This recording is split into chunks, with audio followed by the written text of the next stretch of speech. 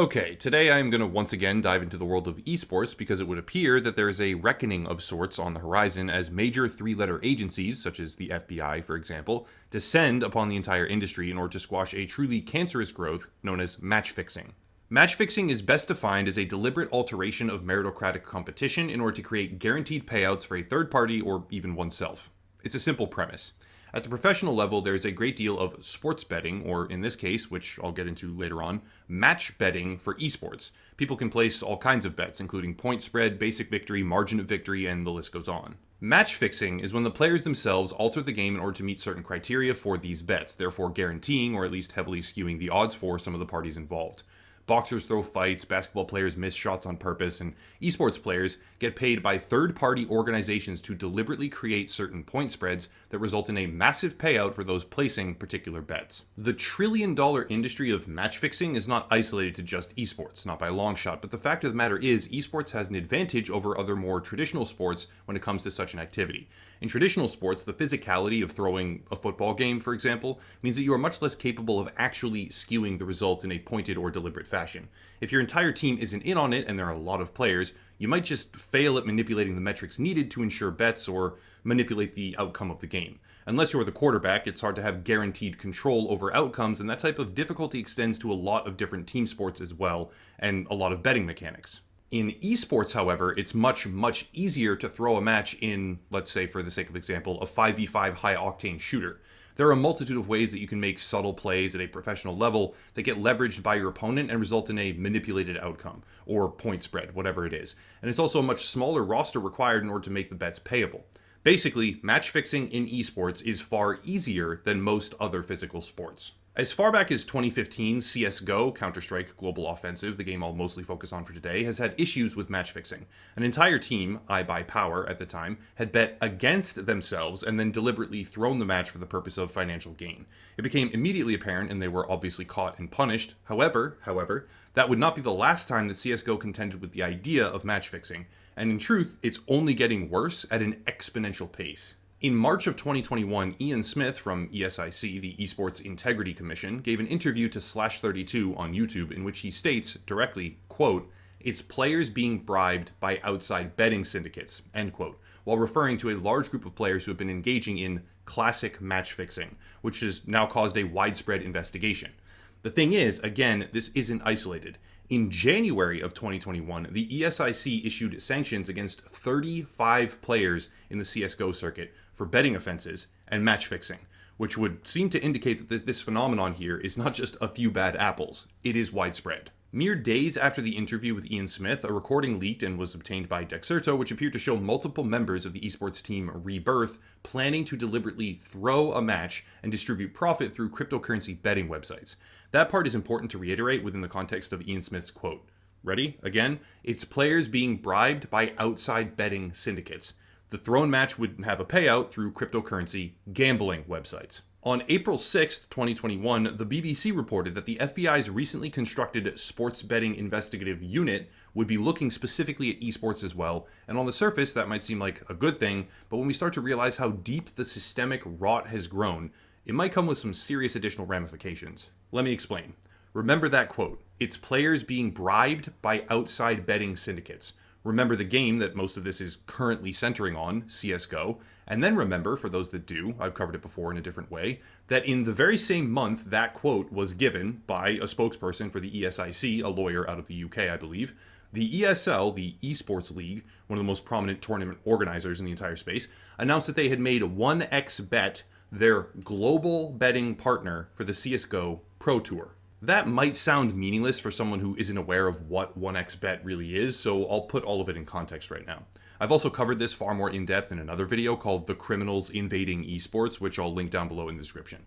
1xBet was founded by 3 Russian entrepreneurs, if you will, who fled the country after their assets were seized for financial crimes. The company now operates under a notorious jurisdiction in Cyprus, famous for harboring criminal businesses, by the way, while in the UK, the founders have been placed on an international wanted list. In a Russian investigation out of Bryansk, I believe, the company is called, quote, "one of the largest criminal betting operations in the world," end quote, as well as a chain of illegal betting websites, which refers to the numerous subsidiaries that the company owns. Furthermore, even though the entire business model is constructed to obfuscate actual ownership, the figurehead director and secretary for 1xBet in Cyprus are tied to a huge number of additional businesses together, while also having their own fraud investigations in the past for crypto schemes and binary option scams. The company has illegally allowed bets on children's sporting events before, advertised on multiple illegal websites, and from top to bottom, it is a disreputable, probably fully corrupt platform that has been banned, with assets for its creators actively seized, in numerous countries around the world. That's the company which is now a global partner for the CSGO Pro Tour, while dozens of players are sanctioned for illegal betting. And the FBI takes a closer look because there is organized match fixing occurring as a direct result of players being bribed by outside betting syndicates. For the global partner, they chose a company with active arrest warrants in multiple countries and governmental bans in nearly a dozen separate nations. What a time to be alive.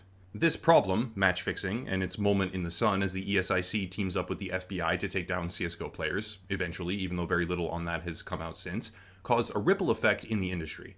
Riot Games even began to investigate Valorant teams after community speculation made it clear that the web of connections might very well include some of the upcoming and established Valorant pro scene players. What makes everything infinitely more complicated right now is global regulation. For instance, in Australia, the country where 35 pro players were banned for betting infractions and match fixing activity, ultimately ending at something like 42 players total who were involved, there are clear criminal charges because the law effectively defines and regulates that type of behavior. However, in the US, individual states have different policies, and the emergent esports scene as a whole has been left as a wild west of sorts with very little actual oversight. The involvement of the FBI should signal just how serious all of this legitimately is. If there is widespread organized bribery and off-book illegal betting that has taken place through the North American CSGO Pro League, that would be, relatively speaking, catastrophic. Not just for CSGO, but for the entire esports scene in total, because credibility is in short supply right now. Looking through Department of Justice and FBI indictments recently, I couldn't seem to find anything related to this ongoing investigation right now. Nothing for CSGO, Counter-Strike, or anything pertaining to the ESIC partnership. However, if what Ian Smith says is true, and it quite clearly is, a probe like that doesn't just go away. It's going to resurface, only worse this time, and it's very possible that revelations from it could rock the entire industry of esports. This activity is not just confined to CSGO. There are situations in StarCraft 2, Dota 2, incidentally, 1xBet is also the global betting partner for the Dota Pro League as well, just to throw that out there, and Valorant.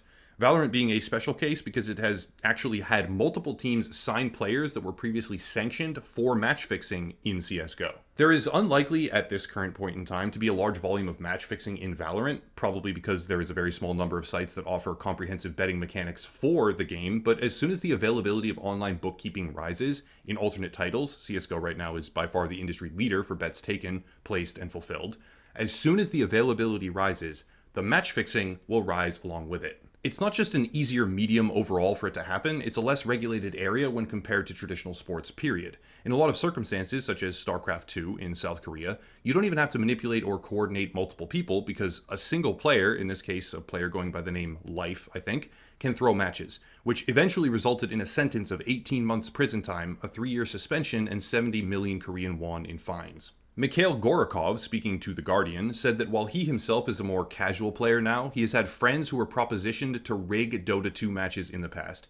He says that one tournament in particular, the Pro Dota Cup, I think, is especially susceptible and has less than a couple hundred viewers, most of which are gamblers. He claims that suspicious gameplay patterns easily highlight what matches are being fixed, and that it occurs frequently in the scene. In 2017, XBet, an online betting company and one of the more reputable ones from what I can tell, to what extent that's actually possible, unlike 1xBet, regardless of name similarity, actually canceled its sponsorship of the Pro Dota Cup, citing, quote, collusion between teams, end quote, and stating that bettors on their site had been found to have a 100% win rate for months on end, leading them to a logical conclusion that a tightly knit group was rigging the outcome of games for profit on a regular basis. Effectively, even if there are crackdown efforts being made by the ESIC and the FBI, esports is a Wild West landscape that is rife with criminal behavior. It's a problem of resources and priorities for a lot of companies and a lot of different teams, which allows match fixing to propagate and grow exponentially. In the end, it will always exist. There will always be some match fixing in pretty much every sport, but ultimately the way it is headed, there will be a clampdown and a reckoning very soon that could see a whole lot of people in prison and a whole lot of charges brought down. It remains to be seen what and when, but it's coming. Anyways, that's it. If you want to support, there are links down below. Odyssey, which is a YouTube platform alternative. Locals, $5 a month for completely ad-free versions of all the content and just to support the channel past demonetization or whatever it may be. Another gaming YouTuber to check out. Merch, social media, etc., etc. But I'll cut it there and stop rambling. Also, it's really hot in this room today, and I just kind of want to get out of my studio, so I'll definitely stop rambling now. As always, thank you all for watching, and have a nice night.